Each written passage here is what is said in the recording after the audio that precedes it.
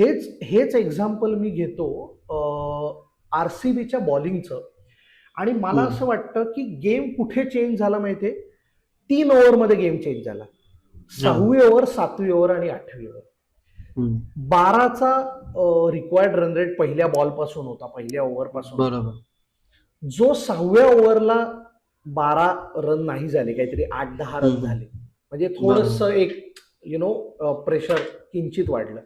हम्म. लगेच त्याची पुढची ओव्हर सुयशने आय गेस टाकली, त्याच्यात पण 6-7 रन का 8 रन असेच एक्झॅक्टली. काहीतरी झाले. तेही नाही झाले, तेव्हाही 12 नाही झाले.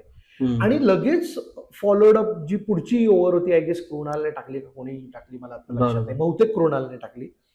सो 6वी, 7वी आणि 8वी ती हम्म. पण ओव्हर सेम अशीच 5-6 run, 7 run. So yes yes ह्या एक्झॅक्टली. 3 ओव्हर जेव्हा सलग तुमच्या 12चा रिक्वायर्ड असताना तुम्ही 10च्या आत सात. रन देताय ना, आता ह्याच्यात बॉलर्सने काय केलं, विकेट टेकिंग बॉलिंग करायलाच गेले नाही. ते करायला गेले इकॉनॉमिकल बॉलिंग. कारण त्यांना माहिती होतं की जेव्हा आपण सलग 2 ते 3 ओव्हर जर इकॉनॉमी जर बांधून ठेवलं एमआयच्या प्लेयर्सला, तर त्यांच्यावर प्रेशर येणार आणि मग ते वाटेल ते शॉट मारायला जाणार आणि त्याच्यात विकेट्स मिळू शकतात. आणि एक्झॅक्टली तेच झालं.